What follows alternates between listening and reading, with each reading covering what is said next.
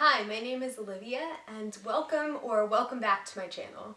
Today's video is going to be my July 2019 wrap-up, and as always I'm going to start off with some reading statistics before launching into a more detailed and in-depth look at each of the individual books that I read throughout the month. Overall, I had a great reading month, and I managed to finish 12 books, which amounted to 4,121 pages. These were spread across 6 different genres, the most prevalent of which was, surprisingly, nonfiction. I usually tend to shy away from nonfiction books, so this really shocked me when I was putting together some of these graphs and statistics. At the start of 2019, though, I created a goal for myself to pick up more nonfiction works throughout the year, because it's a genre that I don't tend to reach for when I'm searching for my next read.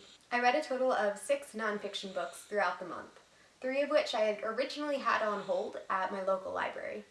For whatever reason, they all became available, one right after the other, during the month of July. So I spent a bigger chunk of July reading nonfiction than I had originally accounted for. Unsurprisingly, the second most popular genre that I picked up this month was fantasy, accounting for approximately 17% of the books that I read throughout July. With regard to age classifications, the majority of the books that I picked up this month, approximately 60% of them, were classified as adult reads. A third of the books that I tackled were aimed at children, and only one of the books that I picked up this month was geared toward a young adult audience. Of the books that I read, a third were penned by male authors and 2/3 by female authors. 6 were standalone works, whereas the remaining 6 were part of a series, which is much more of an even split than I see in an average reading month. In fact, I don't think I've ever gotten a perfect 50-50 breakdown in the past, so this one is a first. For book formats, a quarter of my reads were physical books, a little over 40% were audiobooks, and 33% were ebooks. 42% of the books that I read this month came from the library, and the remainder all came from my physical bookshelves or my Kindle library. None of these reads were gifts or new purchases. When it comes to ratings, I had a pretty mediocre reading month. My most frequently assigned rating was 3 stars, and I also had a few 1 and 2 star reads throughout the month. Looking on the positive side of things, I'm very happy to have identified 2 5-star reads this month, both of which I have a very strong feeling will be making it onto my list of my favorite reads of 2019.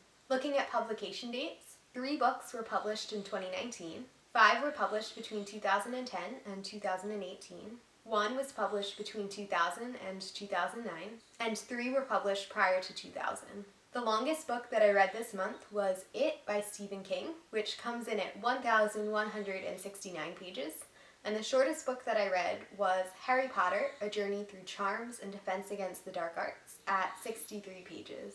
That wraps up my reading statistics for the month, so now let's get into the specifics of each individual book that I picked up. The first 2 books that I wanted to mention are both fairly lengthy reads, well over 500 pages, and I actually challenged myself to read each of these within a 24-hour period. I created my own little impromptu 24-hour readathons and vlogged both of these experiences. One of the vlogs is already up on my channel, and the next should be up within a week or 2. So be on the lookout for that if you're interested in some of my more in-depth thoughts. Because I discussed both of these books pretty thoroughly in their respective vlogs, I am only briefly going to touch on them here. The first of these books is A Game of Thrones by George R.R. Martin, which I gave 5 stars, and I've already posted the vlog for this one, so I'll be sure to link that up above. This is the first book in a fairly popular adult fantasy series that follows a multitude of characters and royal families in a medieval setting as they're all trying to vie for control of the fictional land of Westeros. The book is very fast-paced and action-packed, and it touches on politics, warfare, and the intricate relationships between all of the royal families that are discussed in the book. I loved the execution of this first installment. It started this series off with a bang, and it was surprisingly complex with respect to the world building and the number of characters that were introduced. The narration itself is told from 8 different perspectives, which vary on a chapter-by-chapter basis. This was a bit jarring initially, especially since a lot of the characters are scattered geographically throughout Westeros, but once I became more familiar with the world, characters, and familial relationships, this became much more manageable and actually was one of my favorite components of the book. This created a lot of characters and subplots to keep track of, but Martin was able to turn this around and really use this to his advantage. It allowed him to create mounting suspense throughout the entire book, eventually culminating in an exciting and somewhat unexpected ending. Within the first 150 pages of the book, I knew that this would be making it into my favorite fantasy series of all time, and it did not disappoint. Overall, I really enjoyed this first installment, despite its somewhat daunting size at 806 pages long, and having already watched the entire TV show prior to picking up the books. While I wouldn't recommend the series to individuals who are just starting out with picking up adult fantasy series, I would definitely keep it in mind if you have a few series under your belt already and are enjoying the genre. The next book that I attempted to read in 24 hours was It by Stephen King, which turned out to be a 4-star read for me. The premise of this book centers around It, some sort of creature or individual that terrorizes the small town of Derry every 27 years.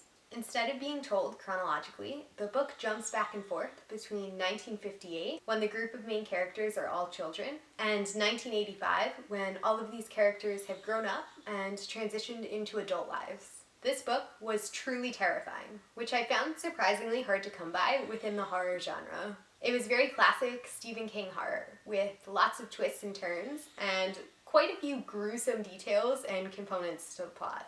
I've heard multiple complaints about the sheer length of this book, since it is over that 1,000 page mark, but I personally didn't have a problem with it. While I was reading, I found that the length helped to more fully establish the scene and the world building, as well as the character backstories. This would have been a 5-star read for me if it weren't for the disappointing letdown of an ending. I've run into this issue in the past with King's books, where I'm very, very disappointed by the novel's conclusion, despite having enjoyed much of the preceding book. I'm not sure if this is specifically related to how King decides to write his endings, but I think I'll have to pick up a few more of his works before I can definitively say that. I found the conclusion to be very, very lackluster, and it didn't seem to live up to the building tension and the climax that I had been expecting. Quite frankly, I can think of a few alternative ways that King could have taken this ending, and they would have been much more satisfying for the story that we had had leading up to this. I also didn't enjoy how prevalently King included slurs in the book, irrespective of the time period that he was trying to represent. I don't think they have a place within books. They certainly weren't needed here. And I didn't like their incessant frequency and that they were constantly being shoved down my throat. Next up is Shutter Island by Dennis Lehane, which was my other 5-star read for the month. This is an adult thriller that's set in the mid-1900s. It starts off following 2 U.S. Marshals as they travel to Ashcliffe Hospital for the Criminally Insane, located on Shutter Island, to investigate the escape of a convicted murderess. Shortly after they arrive on the island, a hurricane blockades them there, preventing them from returning home. While stuck on the island, they begin to uncover some mysterious and disturbing information about the hospital, and they quickly come to realize that not everything is exactly as it seems. The book is intentionally very ambiguous immediately from its outset, which raises quite a few questions from a reader's perspective and contributes to the overall eerie, grim, and mysterious tone to the book.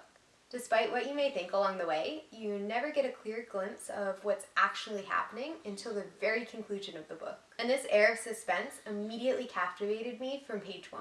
Furthermore, Lehane includes the perfect balance between dialogue and description, revealing just enough information to pique readers' interest without giving too much away, or really anything away. His method of storytelling completely immersed me in the tale, to the point that I had trouble putting this one down. The final twist for this book is mind-boggling and incredibly well executed, which is one of the reasons that I can definitively say that Shutter Island is one of my favorite thrillers of all time. Lehane did an excellent job of leaving a trail of clues to intentionally mislead readers, leading them astray from the actual conclusion and twist to this book. This is very unique to his writing style, and it's something that I haven't seen implemented very frequently in other thrillers. To be completely upfront, I had watched the movie prior to picking this one up, and it did ruin the twist at the end because the film is fairly true to the book. Nevertheless, I still managed to fall in love with Lehane's masterful writing style and ability to craft such misleading and disorienting hints that really throw you off the scent of where he's actually going with this one. Even though I had a bit of background knowledge, this book still managed to blow me away, and I would recommend it even to those of you who have watched the film. The next book that I wanted to address is At the Water's Edge by Sarah Gruen, who is also the author of Water for Elephants. This historical fiction is set against the backdrop of World War II and opens with Maddie and her husband Ellis making complete fools of themselves at a very wealthy, extravagant socialite party in Philadelphia. Due to their actions at this party, Ellis's father decides to cut them off financially, no longer supporting the couple. In an attempt to win back his father's trust and support, Ellis decides to travel to Scotland to find indisputable proof that the Loch Ness Monster does actually exist. His father had tried to do the same thing several years prior and failed miserably, bringing public humiliation to the family. So Ellis, Maddie, and their friend Hank all travel to Scotland in search of the Loch Ness Monster, and the book unfolds from there. I read Water for Elephants 4 or 5 years ago at this point, and I easily fell in love with Gruen's writing style and characters. As a result, I was very optimistic about this one, but coming out of it, I'm incredibly disappointed. This one seemed to be missing all of the magic and spark that had enchanted me in Water for Elephants, and it fell short of my expectations, making it a 2-star read overall. To make matters worse, the plot, characters, and themes had pretty significant overlap with those in Water for Elephants. Once I picked up on these similarities, I couldn't help searching for even more parallels, and I found a frustratingly high number of them. I don't think it's outlandish or ridiculous to expect authors to come up with original tales and characters each time they set out to write a new book, and Gruen fell very short of this in At the Water's Edge. I'm not sure if this was merely an oversight on her part, or if she was trying to further capitalize on Water for Elephants' massive success, but I pretty immediately saw through all of the smoke screens and facades for this one. I also didn't enjoy the portrayal of all of the women in this book as weak, helpless damsels in distress. I'd wrongly assumed that we had moved past this trope in fiction, but unfortunately not. This is a fairly recent publication, within the past 5 years, I believe, and this was still surprisingly prevalent throughout the entire narrative. There's also an alarmingly ongoing theme throughout this book of wrongfully diagnosing women with mental illnesses, claiming that them reacting emotionally or being upset in certain situations directly correlates to poor mental health and requires medication. This immediately rubbed me the wrong way, and I didn't appreciate its use as a plot point or a means to blackmail women into submission. As if this book couldn't get any worse, it was neither character-driven nor plot-driven. Character development and arcs were completely non-existent, and very little actually happened in this book from a plot perspective. Most importantly, I didn't care about the characters. I could barely remember their names and knew next to nothing about any of them. I knew so little about them that they were essentially faceless, personality-lacking puppets with a name here and there. This was an incredibly disappointing read, and it will definitely make me think twice about picking up any of Gruen's works in the future. Next up is Beneath the Sugar Sky by Shannon Maguire, which is a companion novel to Every Heart a Doorway, and technically the 3rd book in the Wayward Children series. This book follows a few of the children that were introduced in some of the earlier books in the series, as they go on these adventures through a series of worlds in an attempt to save one of their own. Unfortunately, this was another 2-star read. While I appreciated the glimpse that this provided into some of the alternate worlds that inhabitants of the Wayward Home for Children travel to, the attempts at world building were cheesy and so far-fetched that it drew me out of the story and was a very big red flag for me while reading. Some of the worlds presented were absolutely ludicrous, yet there was no real description to give you a good idea of what was actually unfolding. The specifics of each world were merely glossed over, without any indication as to the rules within that particular world or how it came to be. This caused me to feel very removed and distant from the adventure that the children were embarking on, and I could never really get into the story as a result. Furthermore, there was very little character growth. Many of the characters we had already been introduced to in Every Heart a Doorway, and they haven't changed at all from the very first page of that book. This is incredibly frustrating as a reader, and it's not something that I can forgive on the basis of these books being very, very short. If it would require an additional 100 pages to expand the world building and the character development, then there should be an extra 100 pages tacked onto the end of this book to address some of those issues. I'm perfectly fine with short books, as long as the author is able to accomplish everything that they've set out to accomplish within that short of a work. And that didn't happen with this book. I originally had very high hopes for this series, but I'm beginning to falter a bit on this, as each book gets more and more ridiculous from the last, and more problems continue to be introduced without ever being resolved. I'll fully admit that I'm not the intended audience for this book, and that may play into my thoughts on the work. Maybe a younger audience would be more forgiving or willing to overlook some of these flaws, but these immediately jumped out to me as I was reading, and I couldn't overlook them or try to ignore them. At this point, I'm not sure whether I'm going to be continuing on with the rest of the series. My gut reaction is to shelve it, but distancing myself a bit from this book may change my impression moving forward, so I'm never going to say never. The next 3 books that I want to discuss are all Harry Potter novellas: A Journey Through Potions and Herbology, A Journey Through Divination and Astronomy, and A Journey Through Charms and Defense Against the Dark Arts. These belong to a 4-part nonfiction series that discuss some of the symbolism and the historical influences that have played a role in the Harry Potter series and the Wizarding World. These novellas weren't quite what I was expecting, and they all earned a 3-star rating. I've been considering lowering this to 2 stars, but I'm not completely sold on the idea yet, so for now they're going to sit at 3 stars. Due to the small page counts, with all of these books being under 100 pages, I was very surprised at the volume of filler and quotes from the original Harry Potter series. There were multiple occasions in which the included quotes didn't really correspond to any of the text that was surrounding them, which made me question their inclusion even more. The topics that were discussed seemed jumbled, random, and completely disconnected from one another, which left me scratching my head in confusion as to how we had progressed from point A to point B. Many of the information that was presented read like a Wikipedia article, and it was just as poorly written and just as dull as you would expect. All in all, these seems like a bit of a half-hearted attempt to bring in some additional money through the Harry Potter franchise. While I appreciated a few of the insights that were brought up as to character names and some of the plot points for the series overall, they fell very short of my not-so-high standards in many other respects. I also enjoyed seeing some of the handwritten maps and notes that Rowling had created when she was in the original planning stages for the series, but this wasn't quite sufficient to redeem the other downfalls of these novellas. Ultimately, I am very confused as to the intended audience for these novellas. They seem like they would bore a child to death, and as an adult, I also didn't appreciate them. I've also been questioning their very overinflated price tag. This is something that I would expect to see on a website like Pottermore, instead of something that's sold for profit. These books added little to nothing to the Harry Potter universe, which was what I had been anticipating. And as a result, I'm not sure that I'm going to be continuing on with the 4th installment when it's published later this month. Moving on, I also picked up A Wrinkle in Time by Madeleine L'Engle, which, excuse my pronunciation for that.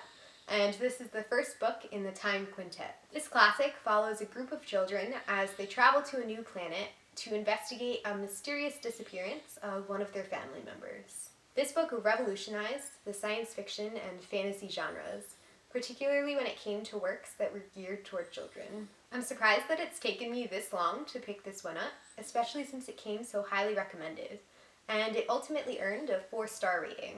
Considering that it was initially published in 1962, it's aged very well and doesn't read like a particularly dated book, which was something that I was a little bit apprehensive about before I started. The narrative itself borders on the simplistic side of things, but I think it contains the perfect level of detail, world building, and number of characters to captivate children without overwhelming them. Despite not belonging to the target audience for this work, I still really enjoyed many of its aspects, and it was a quick, fun, easy read. The storyline itself is unique, quirky, and adventurous, and I can definitely see the appeal that it would have for younger readers. Had I read this at some point during my childhood, I think this may have been a 5-star read instead of only 4 stars. As I mentioned toward the start of this video, I set myself a goal this year for incorporating more nonfiction works into my reading.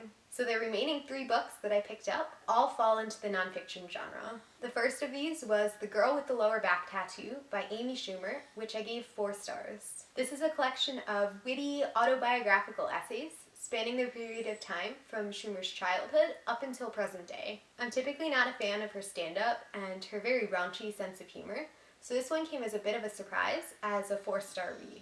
I enjoyed the more comedic aspects of the narrative, particularly with how these were interwoven and balanced with the more serious and introspective portions of the book. Her transitions between a humorous tone and a grave one were impressive and very seamless, which helped to propel the story forward and kept me interested the entire time. One of my only complaints for this book was the number of off-topic, very random tangents that Schumer decided to embark on. These stood out from the rest of the narrative and interrupted the flow and the pacing of the book overall. Furthermore, they also added to the overall length of the book, which was getting to the point that it was too long to hold my attention for its entire duration. Had they been removed altogether and the book slightly shorter because of this, I may have given this book a slightly higher rating. I listened to the audiobook for this one, and I'd gotten it out of my local library, so I hadn't realized until I started that it was Amy Schumer herself who was narrating it, and this gave it much more of a personal touch. If you're able to get a hold of the audiobook, I would definitely recommend listening to this one instead of reading it. Next up is You're a Badass, How to Stop Doubting Your Greatness and Start Living an Awesome Life by Jen Cicero. This is a self-proclaimed motivational book to boost readers' confidence and help them to get their lives back on track.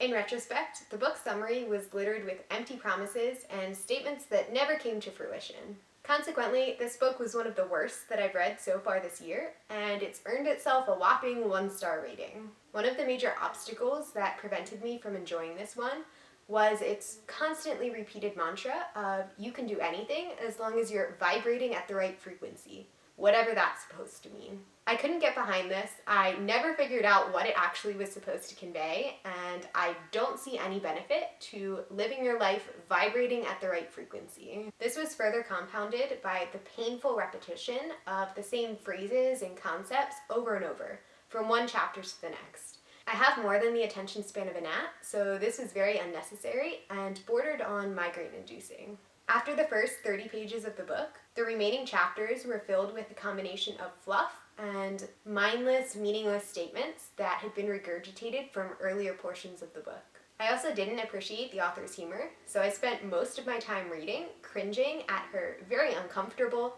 awkward jokes that weren't necessarily placed at the correct points throughout the book. And there were some equally pitiful analogies that were thrown in the mix as well, and these also made me roll my eyes a bit. Most importantly, I hadn't learned anything new or groundbreaking when I finally reached the conclusion of this one. In order for self-help books to actually live up to their helpful connotation, they should be imparting some advice or knowledge to readers, and this book 100% failed in that department. All in all, reading this book was a massive waste of time, and I certainly won't be picking up any more Cincero's works. The final work that I picked up during the month of July is Astrophysics for People in a Hurry by Neil deGrasse Tyson. This book provides a fairly extensive overview of the universe, its creation, and all of its various components, and it was ultimately a 3-star read for me. I recently completed the physics coursework that's required for me to graduate with my degree, so I had some background and a little bit of familiarity with some of the topics that were discussed.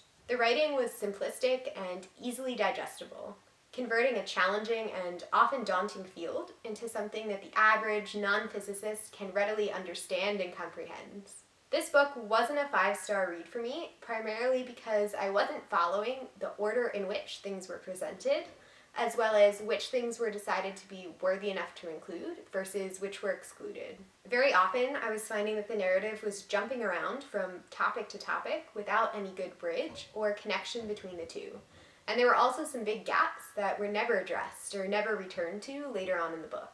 This was a little jarring at times, and it was tough as a reader to try to follow the author's train of thought and how he was trying to logically lay out all of these components. And that concludes all of the books that I picked up throughout the month of July. Let me know in the comments below some of your favorite and least favorite reads for the month. Thanks for watching, and I'll see you in my next video.